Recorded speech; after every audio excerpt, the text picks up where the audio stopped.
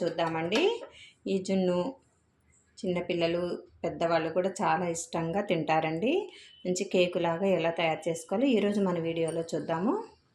జున్ను తయారు చేసుకోవడానికి 1 కప్పు బెల్లం తీసుకున్నాము, 1 స్పూనుడు మిరియాల పౌడరు, 1 స్పూనుడు ఇలాచీ పౌడరు, 1 అర లీటరు జున్ను పాలండి. ఇప్పుడు ఏ విధంగా తయారు చేసుకోవాలో చూద్దాం. ఒక గిన్నెలోనికి పాలన్నీ పోసుకోవాలి.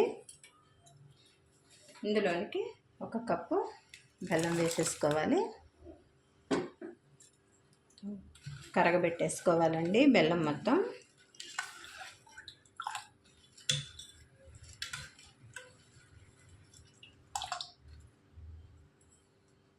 ఇందులోనికి మిరియాల పొడి అండి 1 స్పూనుడు, ఇలాచీ పౌడరు 1 స్పూనుడు వేసేసుకొని కలుపుకోవాలి. మిరియాల పౌడర్ వేసుకోవటం వలన వాతం అనేది చేయదండి. ఇలాచీ పౌడర్ వేసుకోవటం వలన మంచి స్మెల్ వచ్చి టేస్ట్ అనేది జున్ను టేస్ట్ అనేది చాలా పెరుగుద్దండి. మొత్తం కలిసిపోయే వరకు కరగబెట్టుకోవాలి. ఈ విధంగా బెల్లం అంతా కరిగిపోయే విధంగా మొత్తం కలిపేసుకోవాలండి.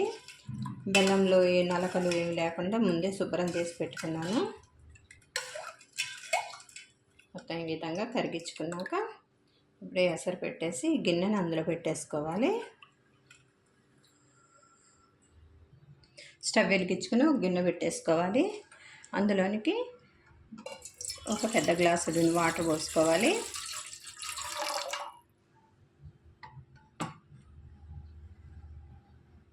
పాలు పోసుకున్న గిన్నెని ఈ గిన్నెలోకి దింపేసుకొని మూత పెట్టేసుకోవాలండి.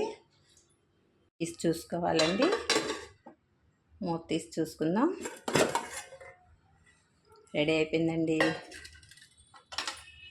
చాకుతో ఇలాగ మొత్తం ఎడ్జెస్ అన్ని ఇట్లా కట్ చేసుకోవాలి.